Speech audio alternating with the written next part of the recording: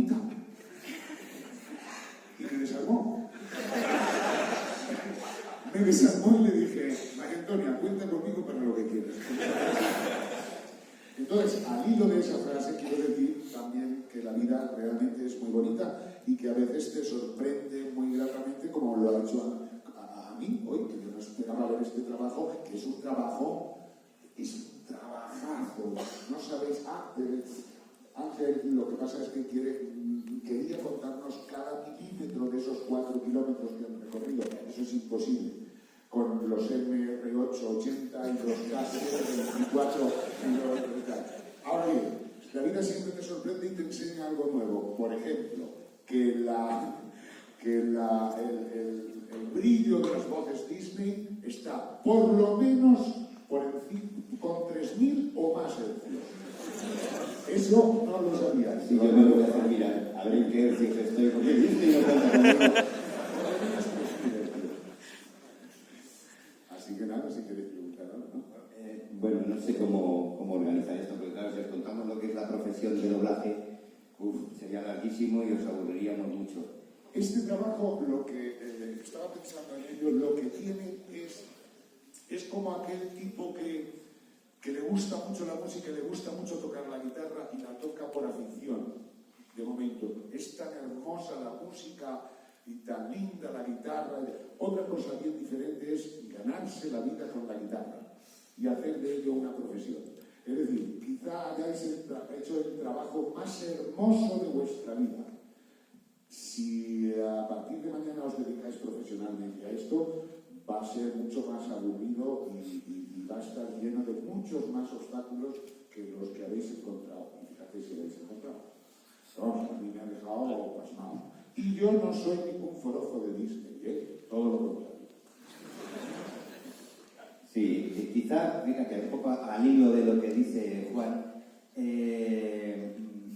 es verdad que a veces el doblaje se ve como algo con muchas lentejuelas, como muy brillante, muy bonito. No siempre es así. Nosotros tenemos la suerte de que desde hace 15 años estamos en un proyecto que ya es un poco nuestro, ¿no? Y vamos un poco por nuestra cuenta, ¿no? En cuanto a la industria. Y todavía nos sigue ilusionando el trabajo que hacemos. Pero a veces es muy difícil mantener ese nivel de ilusión y ese nivel de ganas y de, como decía Juan, de algo nuevo, de aventura, ¿no? Porque la industria es la industria y a veces te exigen unas cosas que distan de lo que es el arte, ¿no? Pero siempre hay un puntito que tiene que estar en nosotros de decir, vale, yo trabajo de esto, pero que no se me convierta en un trabajo monótono, ¿no? Entonces, sí que ahí tenemos un poquito de suerte porque, aunque sea en pequeñas islas, sí que mantenemos esa ilusión, porque a veces te lo ponen muy difícil para hacerlo en condiciones y con ganas, ¿no? Siempre hay algún supervisor que te quiere fastidiar. Siempre. Sí, que te dice cómo lo tienes que decir y dice esto. Pero, o sea, a estas alturas, bueno, yo creo que puedo contar una anécdota sobre la última película de Ted, la del Osito, que también la dirigí yo. Contaron conmigo por dirigir la serie de McFarlane, El padre de familia y el padre de Dinusa. Contaron conmigo para dirigirla y me cambiaban todos los chistes. Y entonces yo les decía, ¿y por qué me cambiáis los chistes? ¿Para qué me contratáis a mí? Si llevo 15 años adaptando chistes de este señor en España, ahora viene la película y queréis hacer los chistes vosotros, haced vosotros la película. Entonces ahí es el momento duro que os digo, que de repente tú sabes cómo lo tienes que hacer, porque te lo has estudiado mucho, sabes el punto de friquismo que tiene la serie, hasta dónde puedes llegar, hasta dónde tiene el humor este director, y el cliente, la distribuidora, lo que te pide es otra cosa, y entonces te empieza a cambiar lo que tú has puesto en el guión y te pone Belén Esteban, Palete y cosas de esas. Y entonces le dice, vale, suelto la guitarra y tóquela usted, señor. Ahí es el momento duro del trabajo.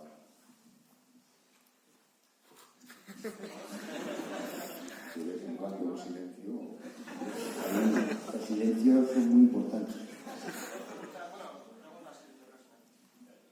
La cosa más rara que te ha habido un cliente sobre una decisión suya, que el conflicto más grande que hayas podido tener. Yo como director, estoy pensando tú, yo como director, quizá a veces con la censura. He tenido películas en las que me he tenido que batir el cobre para evitar una censura que sigue existiendo, aunque se habla mucho de la censura en la época anterior, todavía las distribuidoras tienen censura. Y recuerdo una película que era, bueno, lo voy a decir, Starship Troopers. Una película que era más bien una crítica a un estado fascista y tal. Entonces ellos tenían discursos que eran discursos nazis y la distribuidora se empeñaba en cambiarlos. Y una arenga de un militar en la que instruía a sus soldados en la forma de pensar nazi, ellos querían que lo convirtiese en mi adaptación prácticamente en un discurso de una monja, ¿no? Entonces en ese momento solté los papeles y dije que yo no iba a cambiar el guión original a la película, porque el director se podía querer conmigo. Yo no soy quien para... si Paul Verhoeven ha decidido hacer ese guión y ellos han comprado esa película, no tengo por qué cambiársela, porque en España quieren que suene mucho más edulcorada, ¿no? Y ahí fue un momento dramático, dejé la película y bueno, luego entraron por el aro y volví a ir.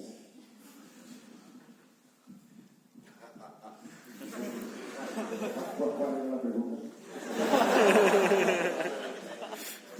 Cosas raras. ¡Guau!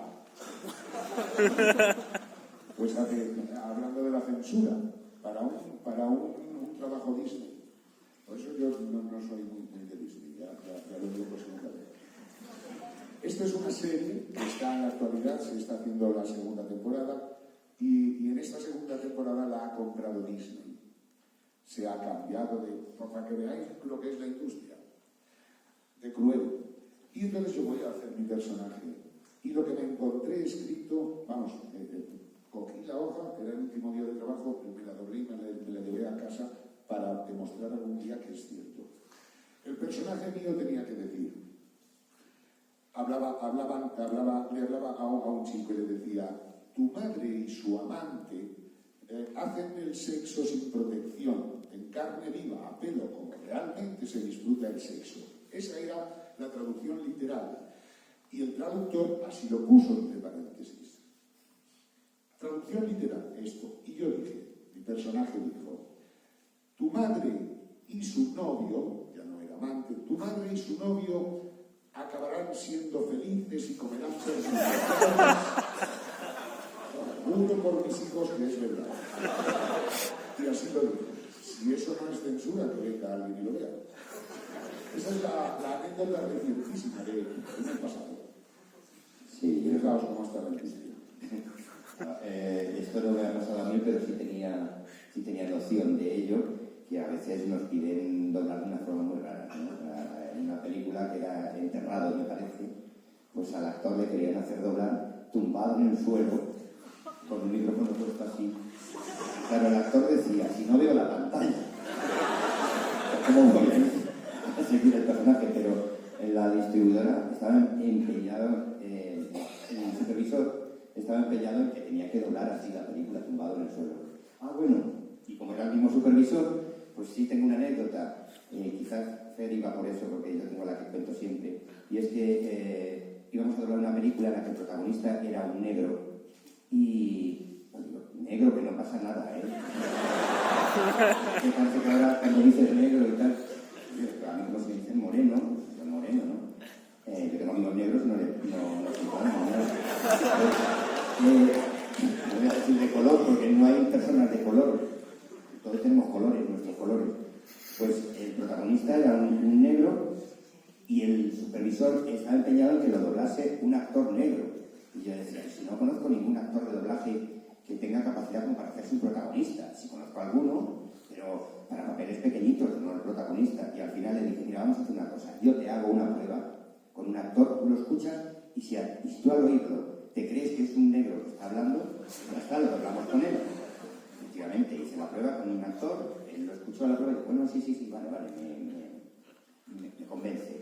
Pero con el loro vamos a tener un problema. Y entonces yo es que, ¿cómo con el loro? No pensarás que el loro lo doble un actor. Y entonces yo no daba crédito. ¿Quieres que traiga un loro a hablar?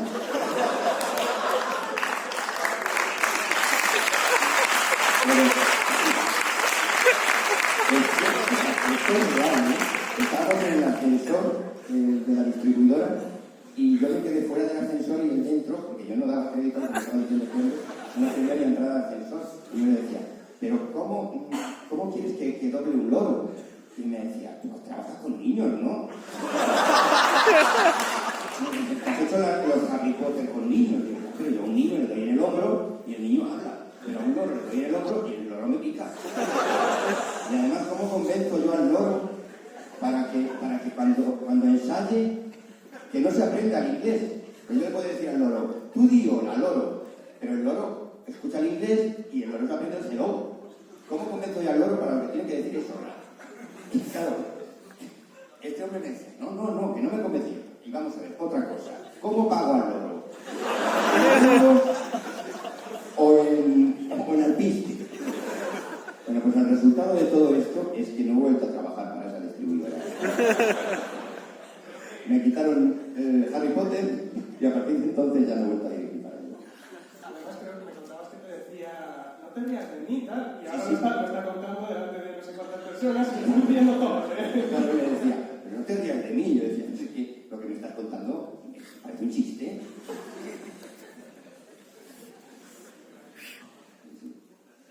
Creo que podemos pensar una pregunta. Sí, ¿teníais preparado algo? Seguro porque se nos está acercando la hora de comer, ¿eh? Si alguien quiere, vamos a pasar primero preguntas y luego ya haremos algo de práctica, ¿vale? Podéis hacer Vamos a hacer una cosas que seguimos, ¿no? Cogemos uno de los grupos de mano, otros de algo más y... Evite, así. Bueno, supongo que todo el mundo conocerá por Padre en Familia, el padre mío no sabe qué es esta serie, pero me gustaría preguntarte a ti, Eduardo, que has dirigido las películas de Harry Potter y que tiene un doblaje, yo creo que muy difícil porque iban creciendo. Preguntarte cómo ha sido esa experiencia para ti y qué dificultades te encontrabas a la hora de elegir actores para los niños, luego que iban siendo mayores, bueno, actores para, no sé, los animales fantásticos que había en la película para doblar al elfo Dobby de Donald Trump, por ejemplo, esa experiencia como fue. Este suena bien, ¿no? A ti te han puesto el malo. Para los niños, pues un poco preguntando a todo el mundo a ver quién conocía niños que doblasen y haciendo casting. O sea, se iba haciendo casting. Yo con Harry Potter lo que me pasó es que arranqué con niños, los fui haciendo adultos y cuando se hicieron adultos me quitaron la película. A partir de la cuarta ya no hice ninguna por el problema este del loro. Más cosas además, pero bueno, el problema fue con el loro. No sé, como cualquier reparto, tienes que ingeniártela. Ahora acabo de terminar un X-Men, el último X-Men, y ahí tenemos problemas con los idiomas, porque hablan en polaco, hablan en alemán y hablan en egipcio. Pues cuando te encuentras con cosas de estas, pues o preguntas, ¿quién sabe alemán? Que me pueda hacer un personaje hablando en alemán. O en caso de no ser así, pues buscadme un alemán que nos enseñe a hablar alemán. Y al actor le explica cómo se dicen las frases. En el caso de, por ejemplo, el elfo fue una prueba. Se convocaron pruebas, yo probé a 2 personas que me parecía que eran perfectos para Dobby y como tercera opción me puse a mí como el menos idóneo para el papel y resulta que devolvieron la prueba y dijeron que el de la voz de tabaco me gustaba más. Yo pensaba que iban a coger a los otros.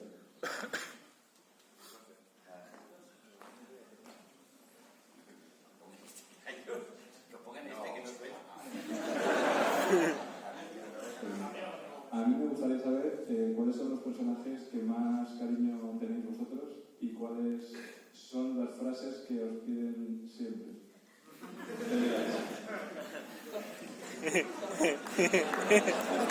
Todos lo sabemos.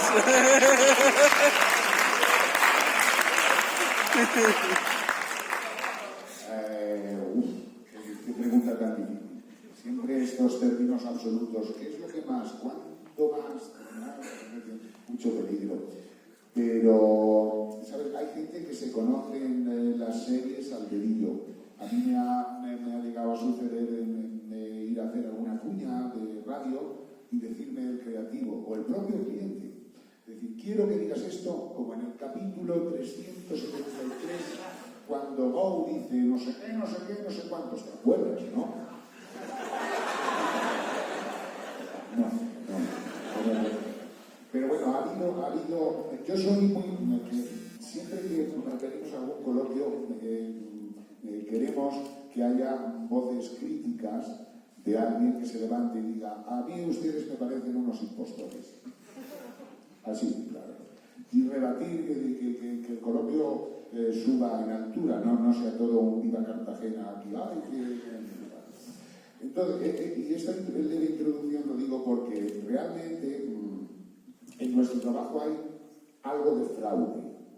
¿Cuándo? Cuando está mal hecho. Cuando está mal hecho es un auténtico fraude. Nosotros somos personas que vemos muchísimos trabajos en versión original. ¿Por qué? Porque pertenecemos a una gran orquesta en que ya sabemos más o menos cómo toca cada músico.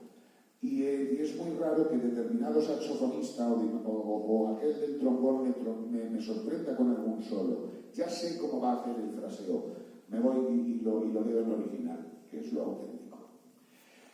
Esto ocurre muchas veces con personajes reales. Ahora bien, el mundo de la animación ya es otro terreno, es otra historia. Yo creo que es mucho más permisivo. A lo que voy. Me han preguntado qué personajes a los que les tengo cariño y tal, sobre todo los personajes de animación. Yo he hecho tanta animación que llegó un momento, hace unos 8 o 10 años, que odiaba los dibujos animados. Y luego, a lo largo del tiempo, me he ido reconciliando con ellos otra vez y les sigo teniendo mucho cariño. Yo tengo mucho cariño a Peter Griffin, a los de los Simpson. Le tuve mucho cariño porque decís de Disney. Disney compró en su momento la factoría Jim Henson. Aquellos sí eran unos auténticos creadores. Y el último trabajo de la factoría Jim Henson fue una serie que se llamó Dinosaurios. A aquellos sí que yo le tengo un gran cariño, a aquel personaje y a aquellas historias también contadas. Pero vamos, entre los actuales, Peter Griffin, o su Carrot. Y Eduardo no lo sé, ¿verdad? Bueno, yo como anécdota os puedo contar que si él está haciendo Peter Griffin es por dinosaurios, porque yo era muy fan y cuando vino la serie yo dije, quiero la misma voz de dinosaurios. Yo tengo mucho cariño a muchos personajes, porque cada uno ha formado parte de mi vida. Todos pensaréis, a Stewie Griffin. Quizá ese es el que me ha dado más popularidad, pero yo recuerdo uno que hice cuando empezaba, que se llamaba El Príncipe Valiente, que me encantaba porque era yo. Era la primera cosa que dirigía, me encontraba ahí, como el príncipe, se encontraba llevando un reino de muy joven, ¿no? Ese personaje, y no sé, cada uno es que tiene un puntito, pero sí, Steve Griffin también. Me lo paso muy bien con Roger.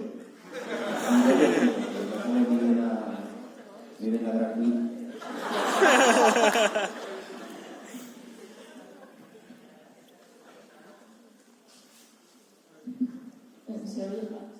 Quería saber, a la hora de cuando en una escena hay muchísimos personajes, o más de 4, ¿los actores lo hacen individualmente o intentáis que estén todos en la misma sala? Pues es una interesantísima pregunta, sí, señora. En la actualidad, ya por técnica, prácticamente vamos uno en cada banda. Tantos personajes, tantas bandas. Si además un personaje entra y sale de una habitación, a lo mejor, o es un teléfono no que se le vea a él la cara y después se ve su voz, en vez de una tiene dos. Normalmente es una por personaje. Antiguamente se hacía todo en una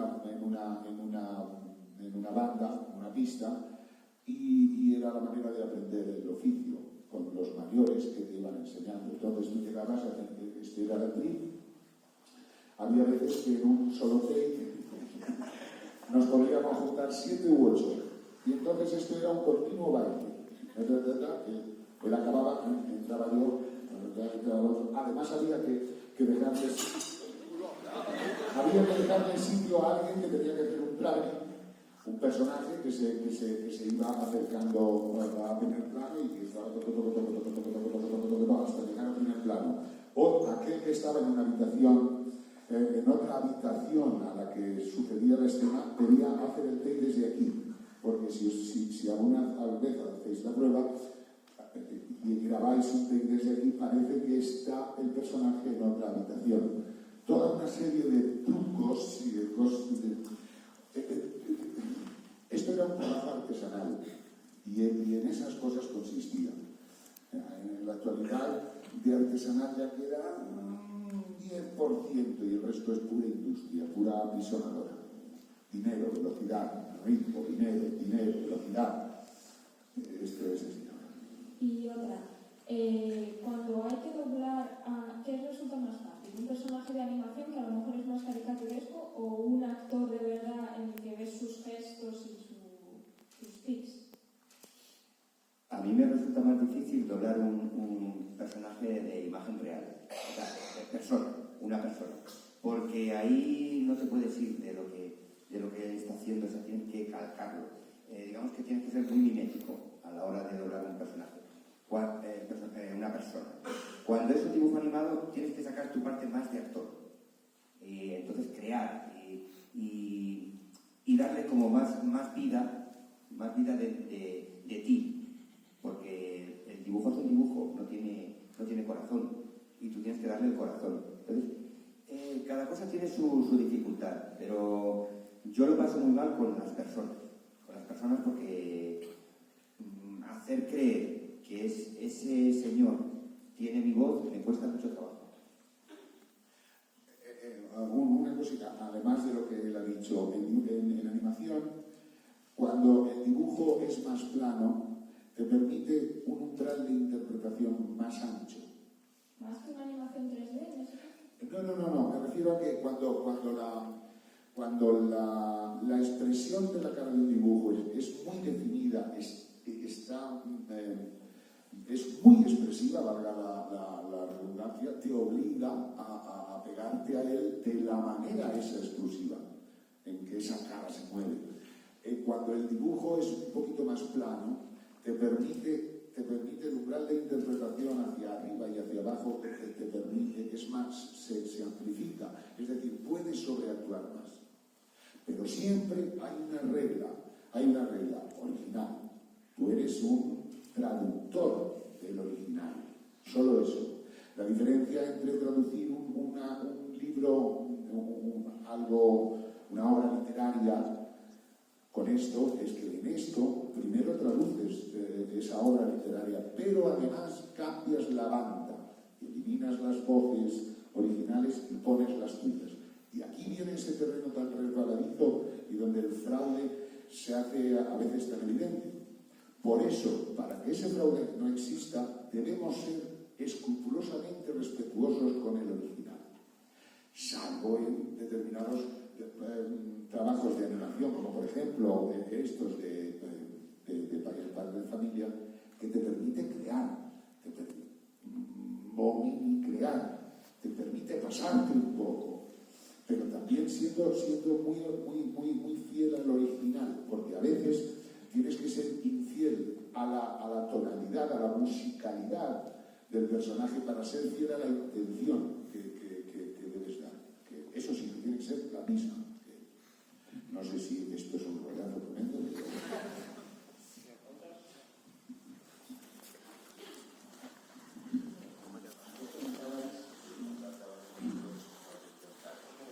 Perdón, me pasa loca. Quiero contar cada milímetro de estos 4 kilómetros antes imposible. Antes comentabais que después de 15 años teníais muy interiorizados los personajes. ¿Qué tal?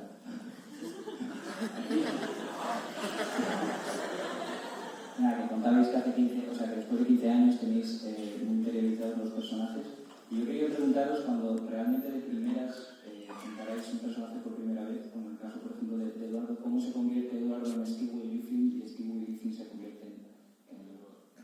Pues es difícil saber hasta qué punto. A mí cuando me preguntan qué tiene Stewie Griffin de ti y qué tienes tú de él, no sé, es una especie de comunión que se va creando poco a poco. Yo puedo decir que este personaje me lo repartí porque yo dirigía la serie y hablaba muy poco, entonces, 2 frases cada 3 o 4 capítulos, pues no puedo hacer, y mientras tanto estoy dirigiendo a los actores.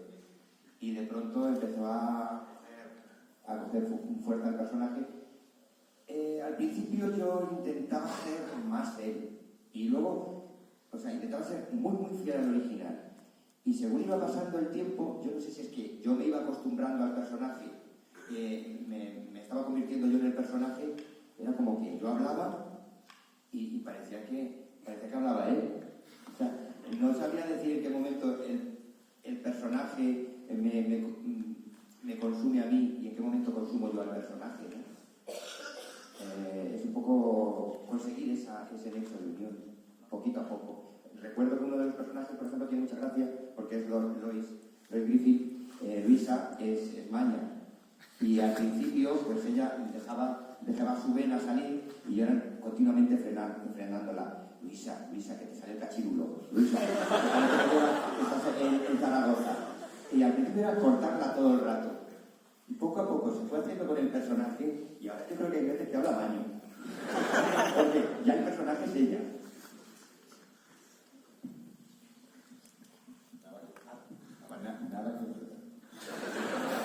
Hola, yo tenía una curiosidad un poco del mundo de los videojuegos. ¿Cómo ves el doblaje de los videojuegos en España? Si cada vez hay más doblaje, si está si hay poquísimo doblaje aquí, ¿cómo va un poco el tema del dinero? Supongo, no lo sé. Has puesto el dedo en la llaga.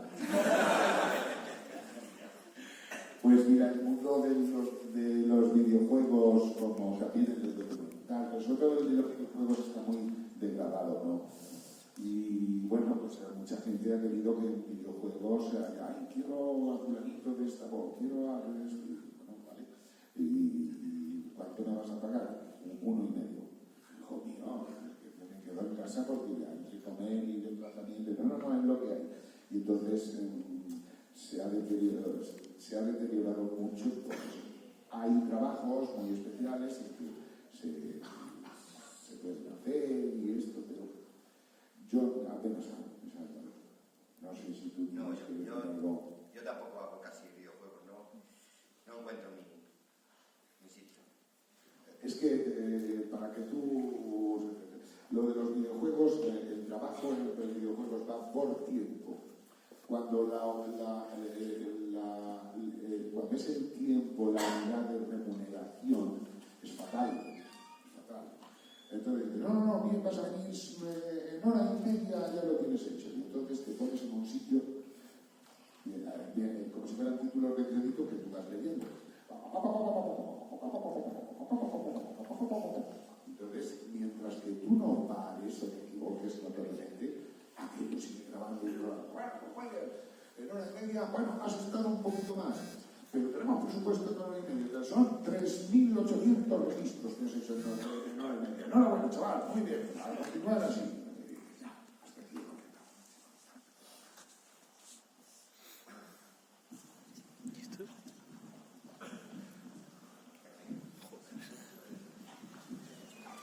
Yo quería preguntaros sobre la relación que tenéis con las voces originales. O sea, si ellos os conocen, os conocéis, validan de alguna manera al principio de un trabajo lo que hacéis.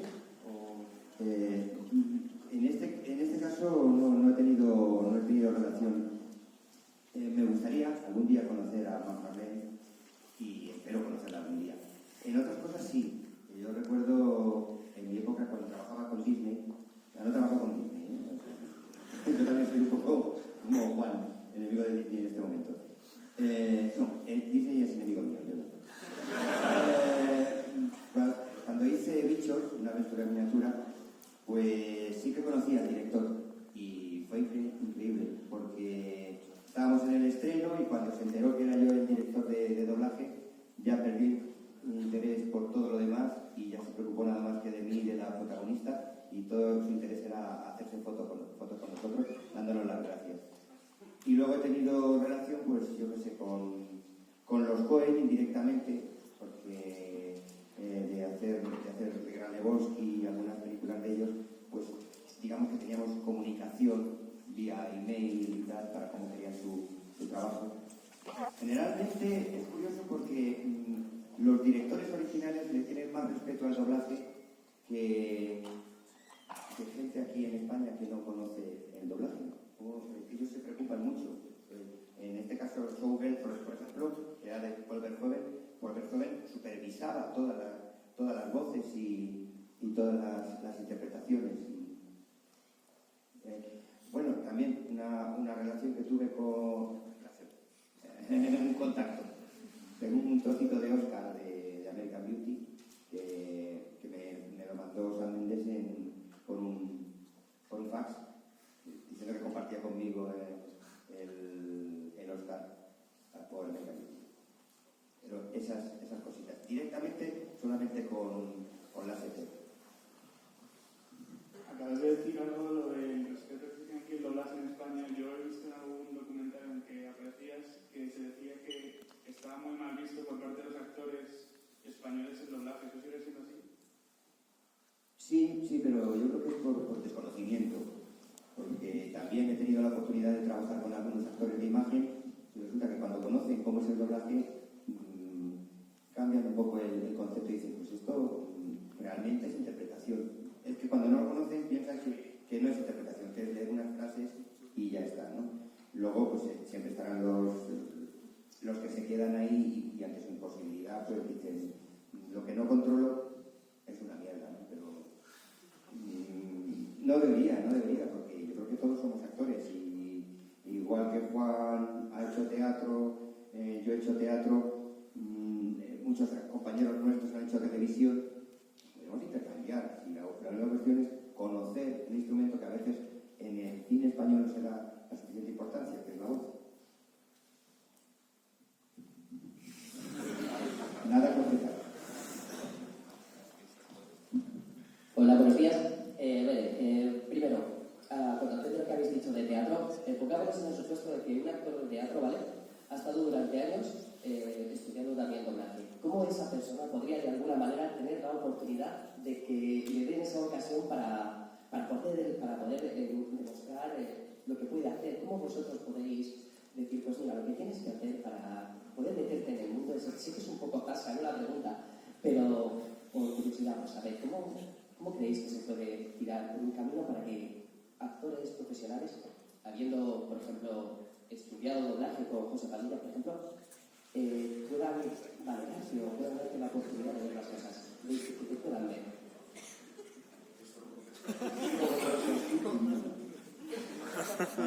Bueno, pues básicamente es presentándote a directores y pidiendo un poco como lo hemos hecho todos, cuando sea posible hacer una prueba y ya el director te dirá cuándo puede hacerse la prueba en el estudio, si te dejan entrar en el estudio, y a veces hay estudios que cierran las puertas y no dejan. Yo no he tenido problema nunca en hacer pruebas, pero a veces que no han dejado entrar a la gente que quería hacer la prueba. Y entonces, pues eso, justamente hacer la prueba y el director comprueba hasta qué punto tú puedes serle útil. Y cada director tenemos nuestra base de datos en la que tenemos gente para un personaje, para otro personaje, gente que todavía le queda, gente que ya está en disposición. Entonces es como ir pasando exámenes. De hecho, después de 28 años, yo sigo pasando exámenes y Juan igual, cualquier actor. Entonces, pues es un poco eso, ir dándote a conocer y que en algún momento una de esas pruebas funcione, un director confíe en ti y vayas haciendo cositas poquito a poco.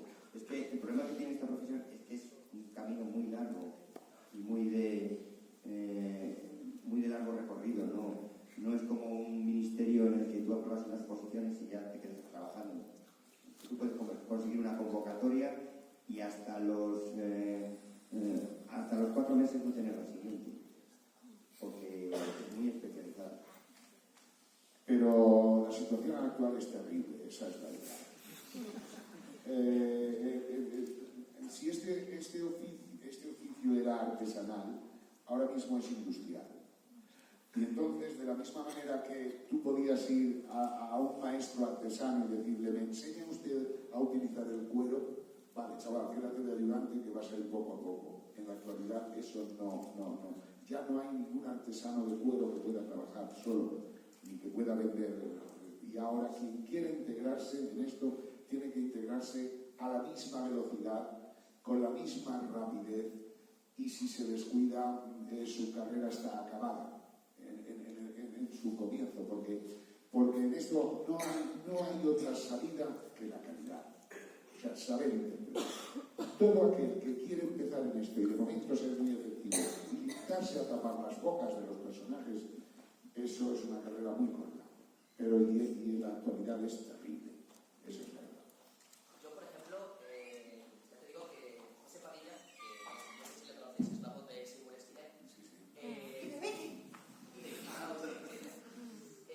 enseña muy bien, es cierto que él enseña muy bien a poner las voces, tanto con cuñas y actuar también con cualquier tipo, vamos, he dicho antes de con lo que se hacía antiguamente, de cómo grababais los takes, que se los ponéis todos juntos y tal, que por cierto que sí que es verdad que es una mierda, que ahora hay que grabarlo por pistas y que no está esa unión de todos juntos porque era muchísimo más, creo que eso, que era muchísimo mejor, ¿no? Porque hacía el grupo y era mucho más fácil para hacerlo.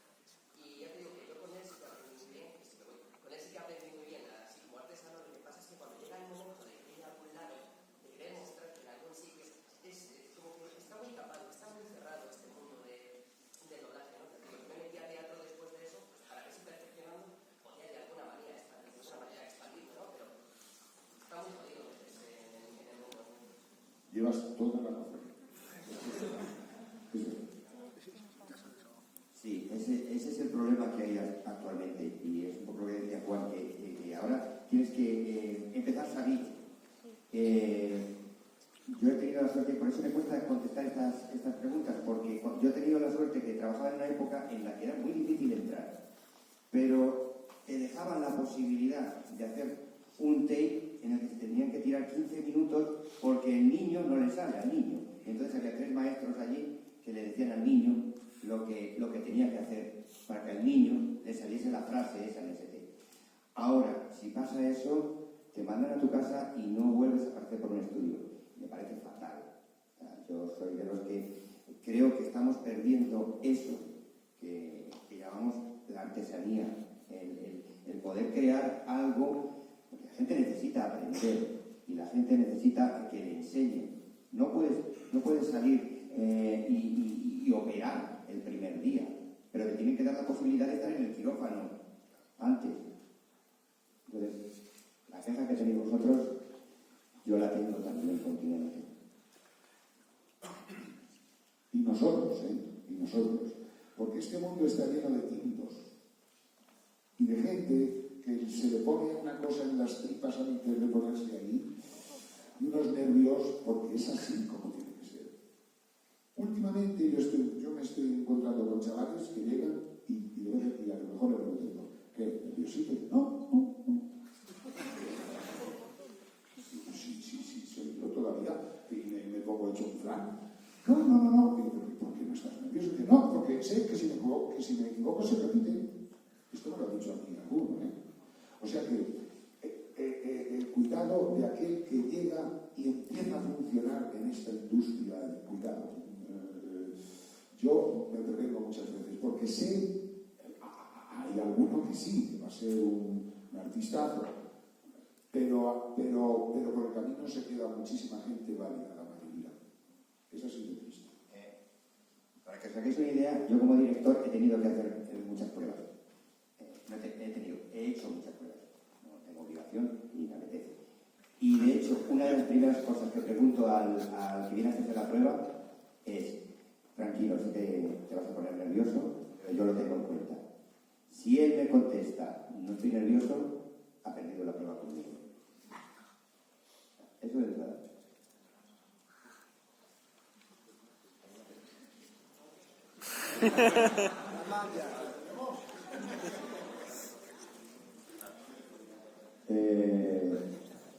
Como ya es muy tarde, vamos a dejar un par de preguntas y hacemos un tape para que veáis cómo se hace.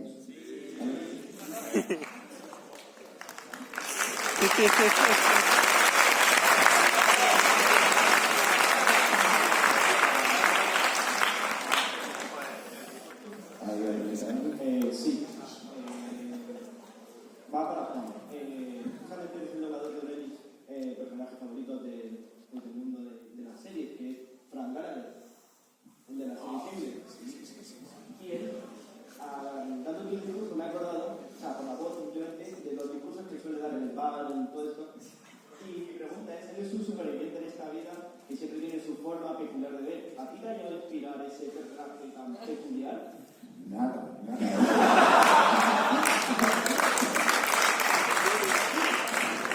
Gallagher y yo no tenemos nada que ver. Y yo siempre me digo, qué buenos son estos guionistas, qué bien hacen las cosas. Porque yo digo, este canalla y qué simpático. Ahora, ¿por qué? No, desde luego por mí no es por los guionistas. Y mira, yo sé perfectamente que yo me quedo en la mitad o en un 60% del personaje, y a vez que esté yo inspirado llego al 70%, pero ese tipo es un pedazo de actor que me... Y en las actuales circunstancias de la industria yo no puedo llegar al 80% de ese tipo que cada escena y grabando, bueno, yo tengo 3, 4 pasadas. O sea, el trabajo se estructura así. Tú cuando vas a trabajar, todo lo que hay que hacer durante una mañana o una tarde es para que lo veas una cosa 3, 4 pasadas. Yo ya me las ingenio para ver las 7. Pero eso va a provocar que al final no acabe el trabajo programado. Entonces, yo soy consciente de que no le digo... Eso es una justificación, que yo tenga 3 o 4 pasadas, realmente, porque el tipo es un actorazo como la copa de un pino, ¿no? Y a mí me fascina también. Pero paso muy bien también.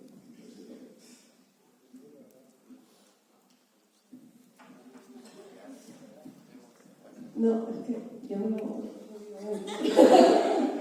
Pero bueno, ya que me lo han dado... No, es que me sorprendió mucho la industria. Es que estábamos más o menos en la pila de lo que ha dicho antes mi compañero. Mira, en vez de así, porque... Ya, vale, ok. Y habla un poquito más de... Bueno, que la industria del doblaje como que al final en todas las series o películas al final siempre cogen a los mismos actores, como que solamente hay 4 o 5 actores de doblaje y no suelen coger a nuevos, o sea Él que es el que llama, yo no llamo. Justamente por lo que decíamos, porque te exigen una rapidez y si coges a alguien nuevo que va a hacer un trabajo que te exigen que lo saques en una mañana, en una jornada, si coges gente nueva tardarías 3 jornadas y no te lo consienten. Siempre a algunos pues nos saltamos un poquito esa norma y lo intentamos hacer, pero te dejan muy poco. El problema es que según vamos de rápido, lo que decía Juan, no da tiempo y entonces cogen a los que son muy rápidos y los que son muy rápidos pues tampoco descansan. Pasamos a hacer eso.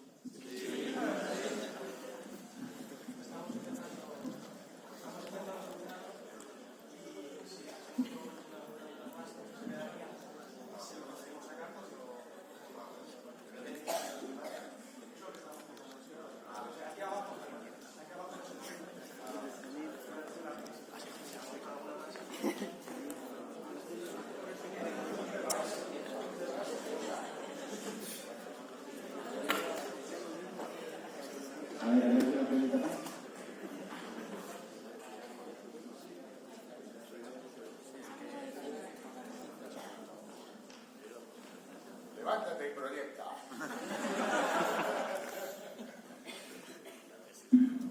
Hola, a mí me gustaría saber el principio de cuando empezasteis a estudiar doblaje, me gustaría saber cómo os sentíais al poneros en el atril las primeras veces, porque yo he empezado este año a estudiar doblaje y pues hay veces que te sientes como que no sirves, y otras veces que sí, pues me gustaría saber vosotros vuestras experiencias. Yo puedo decir que yo no fui a ninguna escuela, yo pasé directamente del teatro a ir de oyente, estuve como 6 meses que era un mueble de la sala para ver cómo lo hacían los demás. Por eso digo que es que ha cambiado mucho las cosas. Y un día me dieron la oportunidad de hacer un take, que recuerdo que era un personaje en off que decía rápido por las escaleras en un incendio. Lo decía en el segundo 3. Y yo veía pasar el segundo 2, el segundo 3, el segundo 4, hasta el segundo 6, y entonces pegué el grito y dije ¡rápido por las escaleras! Y se levantó el director y dice muy bien. La intención muy bien. Cuando lo digas en su sitio vas a ver cómo. Y así fue mi primer take. Pero además el director se acercó a mí y según estaba así me dio de las rodillas aquí y si me hubiera dado un poquito más me hubiera partido. Porque estaba tenso y en cuanto a lo de si valía o no valía, yo sabía que no valía. O sea, en aquel momento pensaba, no valgo. Pero yo decía, ¿yo qué quiero hacerlo? Yo quiero ser actor. Sobre todo quería ser actor. Luego ya si funcionaría, si tendría trabajo, si no me lo planteaba en aquel momento. Yo no creía nunca que podía vivir de esto. Yo siempre me lo planteaba como que me gustaba y quería hacerlo. Ya está. Sí, los inicios son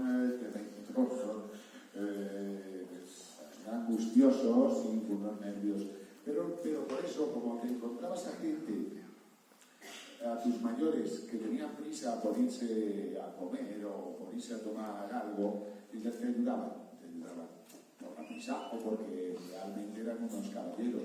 Y yo recuerdo de mis primeras convocatorias que llegaba hecho un flan, y había un compañero ya desaparecido, un grande de estos, Félix acaso, y me dijo, chaval, te noto un poco nervioso, dice, pero nunca llegarás a lo que yo. Y eso, dice, mira, yo mi primera prueba la hice en Valencia, vivía allí, y fue en una radio. Y el que dirigía aquello dijo, mira, no te voy a hacer prueba ni vamos a grabar nada. En tal dramático vienes y haces un papelito. Y efectivamente, me llamaron para hacer un papelito en el que tenía que decir sí. Fulanito, tráenos unos cafés. Sí. Y estaba tan nervioso que cuando llegó mi intervención, fulanito, tráete los cafés. Dije, no. De modo que más nervioso que Dios no vas a estar. Relájate, hombre. Existían aquellas cosas. En la actualidad, no. En la actualidad, tú dices que te estás empezando. Yo sí me acuerdo de los comienzos. Los comienzos es como cuando tú eres... A mí me gusta mucho la música, el jazz. Y vuelvo a hablar otra vez del saxofón. Como cuando tú eres un saxofonista y quieres integrarte en una orquesta. Consejo, pégate a ella. Notarás muchos defectos, notarás sobreactuación. Sobre todo, está muy sobreactuado. No te importa en un principio sobreactuar también. Cuando ya te afiances y tengas seguridad, entonces ya podrás aportar lo que lleves tú contigo misma, de diferente. Pero de entrada no quieras ser diferente. Pégate a la orquesta y una vez que tú demuestres que sabes leer la partitura ya todas tus solos. Vale, pues yo creo que podemos empezar a... ¡Vamos! ¿Qué es lo que hemos venido a hacer? A trabajar.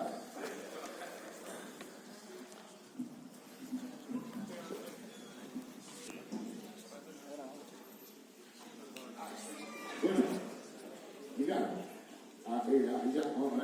sigue la clase, ya que estás. Otro consejo, cuando llegues a un sitio, no te vayas directo a la actriz, no te vayas directo al papel, a la partitura que tienes que que ver. Ese es el original y ese es el que hay que respetar. Tú te vas a encontrar un personaje que no conocías, no sabes qué historia.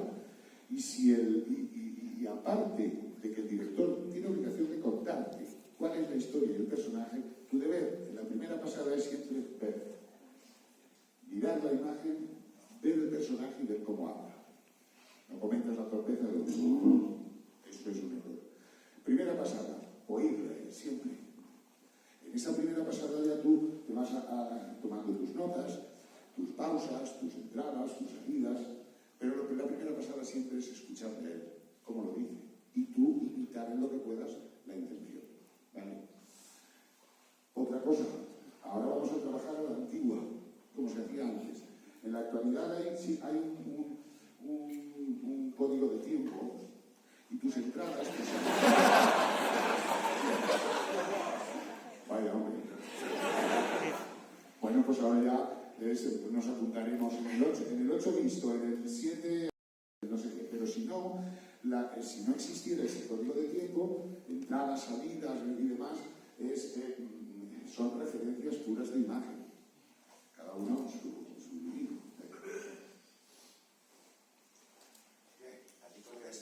Sí, a 5, vamos a 5.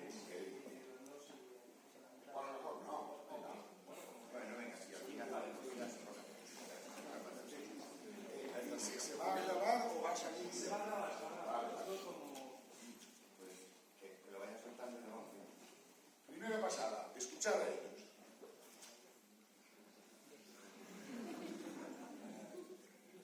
¿Qué está pasando?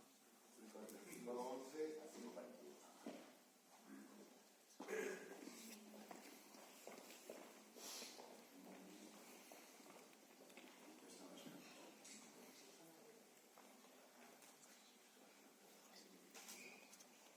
Pero tenemos sonido. Vale, espera. ¿Sonido original? Sí, tiene que estar. Vale. De todas formas, creo que está en el capítulo anterior. Si empezamos por este capítulo, vamos al 1, ¿vale? Si estamos en el segundo, vamos al 5. Vamos a pasar a 5. No.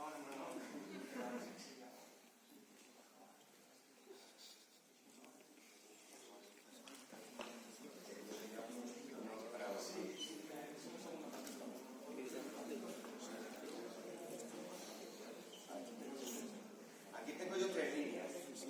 Preparado porque con 3 líneas.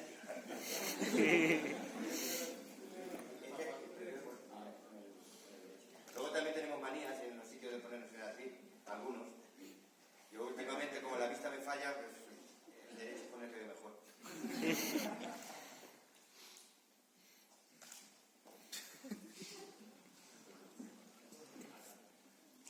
Y eso es otra de las cosas que decía Juan ahora, ¿no? De escuchar, que es algo que se está perdiendo también mucho. Con la rapidez que vamos, hay muchos compañeros que van directamente y desde la primera se ponen a grabar. Y si no escuchas el original, ¿cómo vas a respetar lo que está haciendo el personaje original? Yo soy de los que me gusta escuchar. Si no, no me voy a inventar el personaje. Ahí estás. Hola. Fíjate, Es muy raro. Si el código de tiempo no se mete antes, que lo podáis hacer.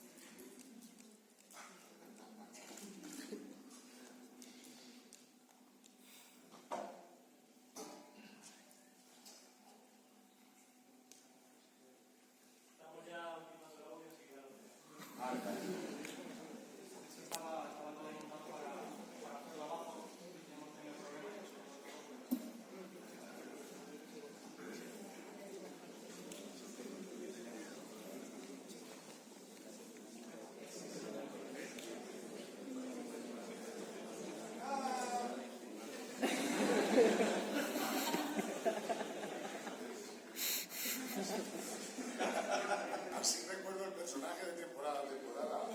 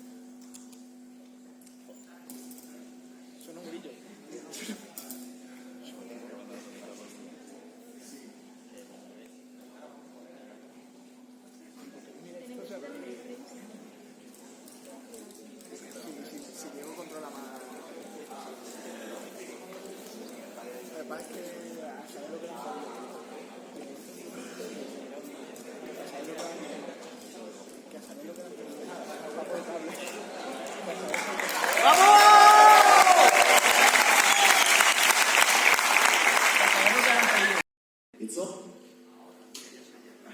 Well, I sure hope they find him. Otherwise, we're all going to be...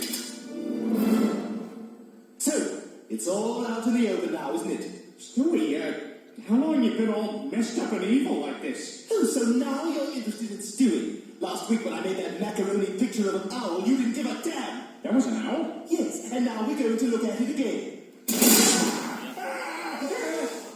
Look, do you like it? Yes. What do you like about it specifically? I don't know. Pick something or I'll blow your brains out. I like how it looks like an owl. Thank you for the compliment.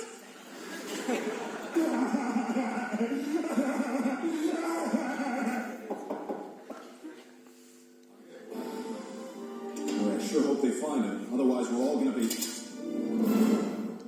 So, it's all out in the open now, isn't it? Stewie, how long you been all messed up and evil like this? Oh, so now you're interested in Stewie. Last week when I made that macaroni picture of an owl, you didn't give a damn. That was an owl? Yes, and now we're going to look at it again. Look, do you like it? Yes. What do you like about it specifically? I don't know. Pick something or I'll blow your brains out. I like how it looks like an owl. Thank you for the compliment.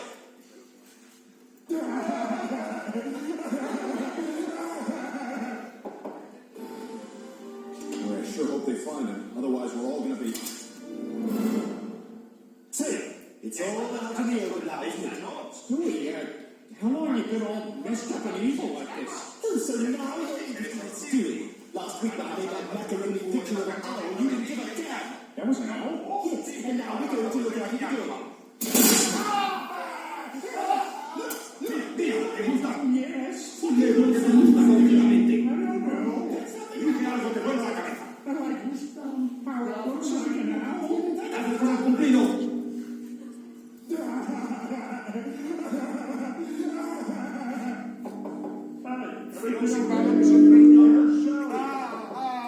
Tom, answer it. Tell him. Nos contamos también la... Pues una vez... Well, I sure hope they find him. Otherwise, we're all going to be...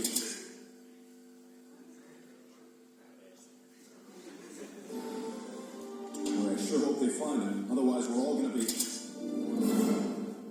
Bien, ya están las cartas sobre la mesa, ¿no? Stewie, how long you been all messed up and evil like this? ¿Te interesa Stewie? La semana pasada cuando hice un búho de macarrones no me dijiste ni cara. That was an owl? Sí, y ahora vamos a volver a mirarlo. Mira, ¿te gusta? Yes. ¿Qué es lo que te gusta exactamente? I don't know. Te dije algo que vuela la cabeza.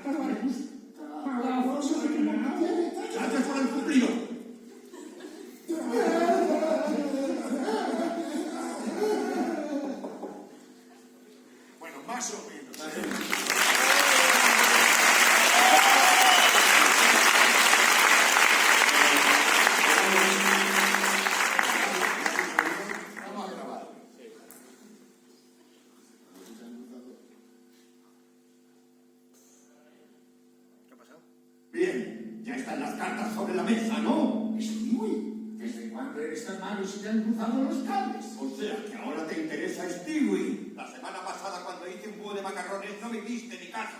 ¿Era un búho? Sí, y ahora vamos a volver a mirarlo. Mira, ¿te gusta? Sí. ¿Qué es lo que te gusta concretamente? No lo sé. Te dije algo y te volvió la cabeza. Me gusta la forma que tiene. Gracias por el cumplido.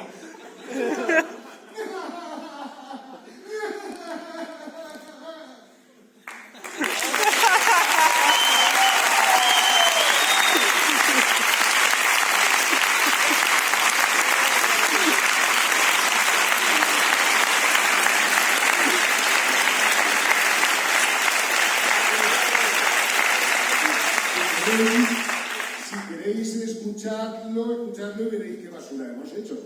Estas cosas no se quedan así, ¿eh? Estas cosas quedan tomadas. Ya están las cartas sobre la mesa, ¿no? Stewie, ¿desde cuándo eres tan malo y se te han cruzado los cables? O sea, que ahora te interesa Stewie. La semana pasada, cuando hice un búho de macarrones, no me hiciste ni caso.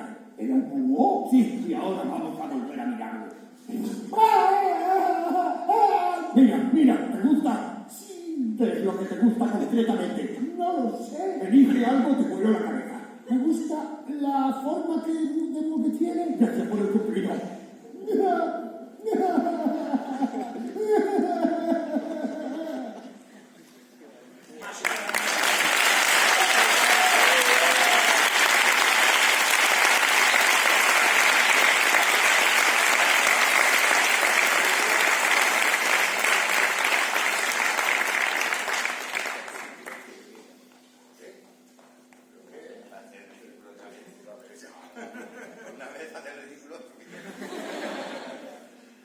Bueno, nada, yo daros las gracias a vosotros por asistir y sobre todo quitarme el sombrero por el trabajo de estos hombres que yo no suponía que iba a haber una cosa así, a pesar de ser Disney.